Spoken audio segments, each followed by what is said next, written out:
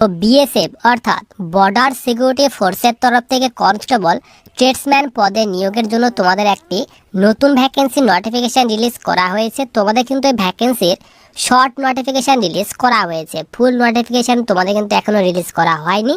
তো আমি কিন্তু তোমাদের এই ভ্যাকেন্সির যে শর্ট নোটিশ জারি করা হয়েছে, তো এই নোটিশটি কিন্তু আমি যে অফিসিয়ালি যে নোটিশ, সেই অফিসিয়ালি নোটিশটি কিন্তু আমি এই ভিডিওর লাস্টের দিকে দেখিয়ে দেবো। তার আগে তোমাদের কিন্তু আমি বলে রাখি, তোমাদের যে এই ভ্যাকেন্সিতে আবেদন করতে গেলে শিক্ষাগত যোগ্যতা সেটি চাওয়া হয়েছে সিম্পলি মাধ্যমিক পাস করা থাকলে তোমরা কিন্তু ভ্যাকেন্সিতে আবেদন করতে পারবে। তো আবেদন করার আগে তোমরা এখানে দেখে নাও যে তোমাদের এখানে সিলেকশন কয়টি ধাপে করা হবে। প্রথমে রিটেন এক্সাম নেওয়া হবে না মাঠ আগে হবে। তোমাদের এখানে মাঠ যদি নেওয়া হয় তো তোমাদের এখানে ফিজিক্যাল অর্থাৎ মাঠে কি কি করানো হবে, হাইট চেস্টের কথা কি বলা হয়েছে, রিটেন এক্সামের প্যাটার্ন কি দেওয়া হয়েছে, এজ লিমিট কি চাওয়া হয়েছে, তো এই সব ডিটেল সম্পর্কে কিন্তু আমরা আজকে এই ভিডিওতে আলোচনা করব। তো সবার প্রথমে তোমরা এখানে দেখো, তোমাদের কিন্তু এখানে বলা হয়েছে রিক্রুটমেন্ট অর্গানাইজেশন, এখানে বলা আছে বর্ডার সিকিউরিটি ফোর্স। তো তোমাদের কিন্তু ভ্যাকেন্সিটি বিএসএফ এর তরফ থেকে রিলিজ করা হয়েছে এবং তোমাদের এখানে পোস্ট নেম বলা হয়েছে ট্রেডসম্যান পদে তোমাদের নিয়োগ করা হবে। টোটাল পোস্টের কথা বলা হয়েছে, টোটাল কিন্তু এখানে 2140টি টোটাল ভ্যাকেন্সি দেওয়া হয়েছে। স্যালারির কথা বলা হয়েছে লেভেল 3 অনুযায়ী বেতন দেওয়া হবে, 21,000 থেকে বেতন স্টার্ট হবে এবং তোমাদেরকে কিন্তু এখানে 69,000 টাকা পর্যন্ত প্রতি মাসে বেতন দেওয়া হবে তার কথা বলা হয়েছে। জব লোকেশন বলা হয়েছে অল ওভার ইন্ডিয়াতে তোমাদের কিন্তু জব লোকেশন দেওয়া হবে, অর্থাৎ ভারতের যে কোনো জায়গায় তোমাদের কিন্তু পোস্টিং হতে পারে। এরপর তোমাদের এখানে পোস্টের ডিটেলস দেওয়া হয়েছে। তোমাদের কিন্তু এখানে বলা হয়েছে কনস্টেবল কোবলার এবং কনস্টেবল টেইলার, এরপর কনস্টেবল ওয়াশারম্যান, কনস্টেবল বারবার, কনস্টেবল সুইপার, এরপর এখানে বলা হয়েছে constable cook, constable water career, constable waiter. তো এই সব পোস্টের ক্ষেত্রে তোমাদের কিন্তু ভ্যাকেন্সি রিলিজ করা হবে। তো সব পোস্ট মিলিয়ে তোমাদের কিন্তু এখানে পোস্টের কথা বলা হয়েছে 2140টি ভ্যাকেন্সি তোমাদের কিন্তু থাকবে তার কথা বলা হয়েছে। সব পোস্টের ক্ষেত্রে তোমাদের কিন্তু লেভেল 3 অনুযায়ী বেতন দেওয়া হবে। এইবার আসি যে তোমাদের এখানে আবেদন করতে গেলে কোন কোন পোস্টের ক্ষেত্রে কি শিক্ষাগত যোগ্যতা এবং বয়স চাওয়া হয়েছে। তো তোমাদের এখানে বলা হয়েছে বিএসএফ এডুকেশন কোয়ালিফিকেশান অ্যান্ড এখানে বলা আছে এজ লিমিট। তো তোমাদের কিন্তু এই ভ্যাকেন্সিতে আবেদন করতে গেলে 18 থেকে 25 বছর বয়সের মধ্যে বয়স হতে হবে এবং তোমরা যারা এসসি এসটি এবং ওবিসি ক্যাটাগরি স্টুডেন্ট রয়েছে তো তোমরা সকলে জানো গভর্নমেন্ট রুলস অনুযায়ী তোমরা বয়সে ছাড় পাও। এসসি এসটিরা 5 বছর এবং ওবিসিরা তোমরা কিন্তু এখানে 3 বছর পর্যন্ত বয়সে ছাড় পেয়ে যাবে। তো এসসি এসটিরা তোমরা কিন্তু এখানে 18 থেকে 30 বছর পর্যন্ত আবেদন করতে পারবে এবং ওবিসি যারা রয়েছে তারা কিন্তু এখানে 18 থেকে 28 বছর পর্যন্ত আবেদন করতে পারবে। এরপর তোমাদের নিচে এখানে এডুকেশন কোয়ালিফিকেশনের কথা বলা হয়েছে। তো তোমরা যারা এখানে constable cobbler, constable Taylor, constable washerman এবং কনস্টেবল বারবার এবং কনস্টেবল সুইপার, তো এই সব ট্রেডে আবেদন করবে। তো এই ট্রেডে আবেদন করতে গেলে এখানে বলা হয়েছে ম্যাট্রিকুলেশন অর্থাৎ মাধ্যমিক পাস করা থাকতে হবে যে কোনো রিকগনাইজ বোর্ড থেকে, তাহলে তোমরা কিন্তু এই সব পোস্টগুলির ক্ষেত্রে আবেদন করতে পারবে। এরপর তোমাদের এখানে 2 নম্বরে বলা হয়েছে for the trades of constable cook, constable water carrier এবং কনস্টেবল ওয়েটার। তো এই সব ট্রেডে আবেদন করতে গেলে তোমাদের কিন্তু অবশ্যই এখানে মাধ্যমিক পাস করা থাকতে হবে যে কোনো বোর্ড থেকে। মাধ্যমিক পাসের সঙ্গে সঙ্গে তোমাদের কিন্তু এখানে এনএসকিউএফ লেভেল 1 এর কিন্তু সার্টিফিকেট থাকতে হবে। কুক পদে আবেদন করতে গেলে এখানে বলা হয়েছে NSQF level 1 course in food production or kitchen from national skill development corporation or from the institute recognised by national skill development corporation. তো তোমাদের কিন্তু এখানে অবশ্যই এনএসকিউএফ লেভেল 1 এ কিন্তু সার্টিফিকেট থাকতে হবে, তাহলে তোমরা কিন্তু এখানে কুক পোস্টের জন্য আবেদন করতে পারবে। এছাড়া বাকি যে পোস্ট রয়েছে তোমাদের যে ট্রেডগুলি দেওয়া হয়েছে কুক পোস্ট ছাড়া, সেই পোস্টগুলিতে আবেদন করতে গেলে সিম্পলি মাধ্যমিক পাস করা থাকলে তোমরা কিন্তু সেই সব পোস্টগুলির ক্ষেত্রে আবেদন করতে পারবে।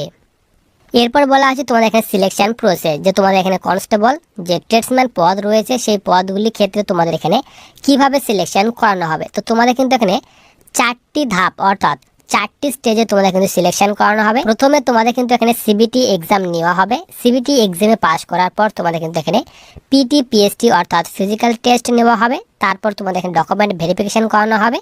ডকুমেন্ট ভেরিফিকেশনের পর তোমাদের কিন্তু এখানে মেডিকেল টেস্ট নেওয়া হবে। মেডিকেল টেস্টের পর তোমাদের কিন্তু ফাইনাল মেরিট প্রকাশিত করা হবে। এরপর তোমাদের এখানে সিবিটি এক্সামের প্যাটার্ন এবং সিলেবাসের কথা বলা হয়েছে।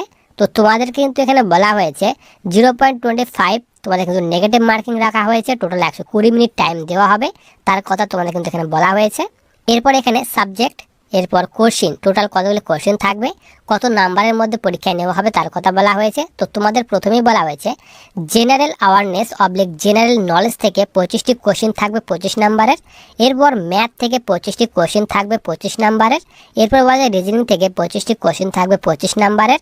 এরপর তোমাদের নিচে বলা হয়েছে ইংলিশ অথবা হিন্দি। তো এই দুইটি ল্যাঙ্গুয়েজের মধ্যে যে কোনো একটি ল্যাঙ্গুয়েজে তোমাদের কিন্তু এক্সাম দিতে হবে। ইংলিশ চুজ করলে তোমাদের হিন্দি দিতে হবে না, হিন্দি চুজ করলে তোমাদের কিন্তু এখানে ইংলিশ দিতে হবে না।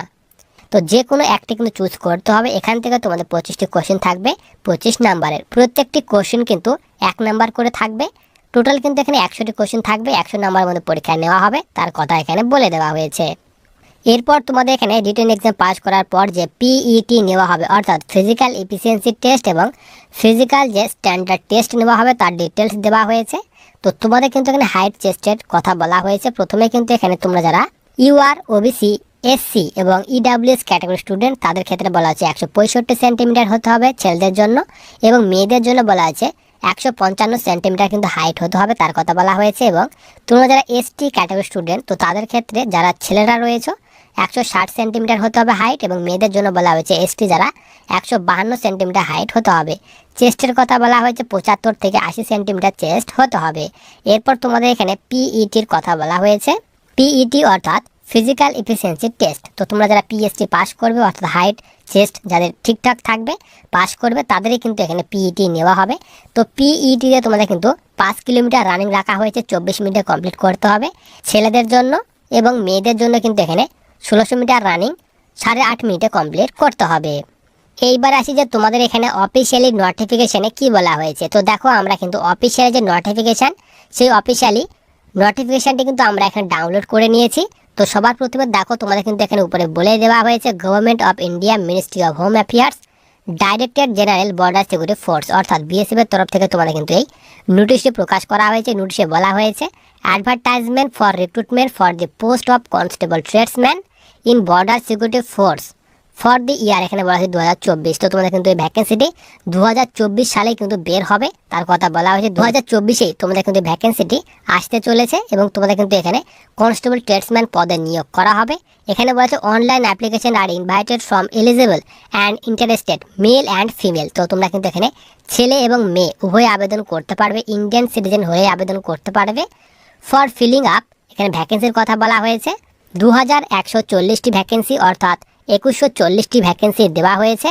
এখানে বলা হয়েছে তোমরা যারা মেল অর্থাৎ ছেলেরা রয়েছে তাদের ক্ষেত্রে কিন্তু এখানে 2140টি ভ্যাকেন্সির মধ্যে 1723টি ভ্যাকেন্সি ছেলেদের জন্য দেওয়া হয়েছে, এবং মেয়েদের জন্য এখানে বলা হয়েছে 417টি ভ্যাকেন্সি দেওয়া হয়েছে। এরপর নিচে তোমাদের কিন্তু এখানে বলা হয়েছে of constable tradesman in border security force in the pay matrix level 3। তো তোমাদের কিন্তু এখানে লেভেল 3 অনুযায়ী বেতন দেওয়া হবে। 21,700 থেকে বেতন স্টার্ট হবে এবং 69,100 টাকা পর্যন্ত প্রতি মাসে বেতন দেওয়া হবে। এটি কিন্তু তোমাদের বেসিক পে। এর সঙ্গে কিন্তু তোমাদের এখানে আদার্স যে অ্যালাউন্সগুলি রয়েছে সেই আদার্স অ্যালাউন্স কিন্তু যোগ হবে। তো আদার্স অ্যালাউন্স যোগ হয়ে তোমরা কিন্তু এখানে ট্রেনিং অবস্থায় ট্রেডসম্যান ট্রেনিং অবস্থায় তোমরা কিন্তু এখানে 40 থেকে 42,000 টাকা পর্যন্ত প্রতি মাসে কিন্তু বেতন পাবে। এরপর সবার নিচে তোমাদের কিন্তু এখানে বলে দেওয়া হচ্ছে তোমাদের কিন্তু ভ্যাকেন্সিটি ইনক্রিজ হওয়ার কিন্তু সম্ভাবনা রয়েছে, ইনক্রিজ অর ডিক্রিজ হওয়ার কিন্তু সম্ভাবনা রয়েছে। তো ভ্যাকেন্সি কমার সম্ভাবনা কিন্তু খুবই কম, তোমাদের কিন্তু ভ্যাকেন্সিটি বাড়ার সম্ভাবনা সব থেকে বেশি রয়েছে। এরপর নিচে বলা হয়েছে last date for accept of application will be 30 days from the date of publications of the advertisement on the BSF website. তো তোমাদের বিএসএফ এর অফিসিয়াল ওয়েবসাইটে যেদিন অ্যাডভার্টাইজমেন্ট পাবলিশ করে দেওয়া হবে, যেদিন থেকে আবেদন স্টার্ট হবে সেই দিন থেকে 30 দিন পর্যন্ত তোমরা কিন্তু ভ্যাকেন্সিতে আবেদন করতে পারবে। এবং নিচে এখানে বলা হয়েছে the application will be accepted through online mode only. তো তোমরা যারা এখানে অনলাইন মোডে আবেদন করবে তাদের ফর্মটি কিন্তু অ্যাকসেপ্ট করা হবে তার কথা বলা হয়েছে, এবং তোমাদের কিন্তু এখানে অনলাইন মোডে আবেদন করতে হবে তার কথা বলে দেওয়া হয়েছে। তো ভ্যাকেন্সির যে সিলেকশন প্রসেস এবং এজ লিমিট তো তার ডিটেলস কিন্তু আলোচনা করলাম। তো তোমাদের কিন্তু ভ্যাকেন্সিতে আবেদন এখনো স্টার্ট হয়নি। তো তোমাদের এই ভ্যাকেন্সির যেদিন ফুল নোটিশ জারি করে দেওয়া হবে অফিসিয়াল ওয়েবসাইটে আমি কিন্তু তোমাদের অবশ্যই ভিডিওর মাধ্যমে কিন্তু আপডেট দিয়ে দেবো।